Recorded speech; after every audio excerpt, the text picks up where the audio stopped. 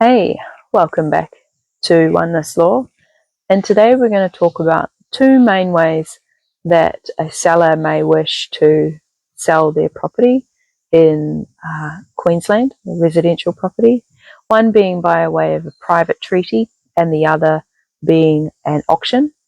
Now, I'd like to remind you before we get further, this is not personalised legal advice. You can get in contact with us and we can provide that for you, or you can also get in contact with another legal professional to discuss it further. Now, both of these, the private treaty and the auction, have their own pros and cons.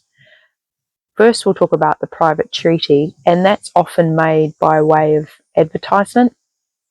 It can sometimes be less expensive, and sometimes it can achieve a faster result because offers can be made almost immediately by buyers to you being the seller. Now, auction, they can assist with helping you control a lot more about the contract, and control in regards to the reserve, so the price reserve and also the settlement date. Can also allow buyers to still make an offer prior to auction if you wish to. And when it is sold by auction, then the buyer has very little standing to be able to negotiate terms. And so, and there's usually no calling off period either.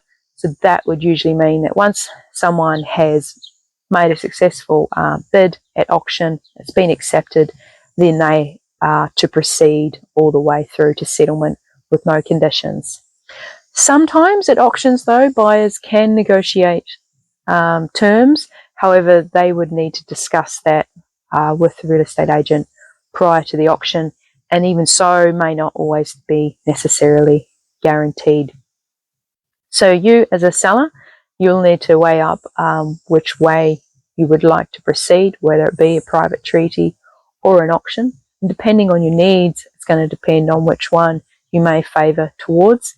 And if you're a buyer watching this as well, again, you may wish to weigh up the benefits and the risks in either of those options as well.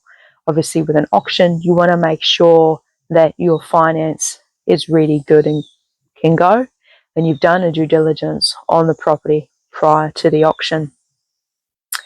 Because of the risks of you not being able to pull out, you have to be very certain that it is something that you want to invest in, and you've had a look at all the things that you should prior to making that bid at the auction. So yes, if you'd like to know some more about either of these processes, you're welcome to get in contact with us. You can find us on www.onennesslaw.com.au or info@onennesslaw.com.au.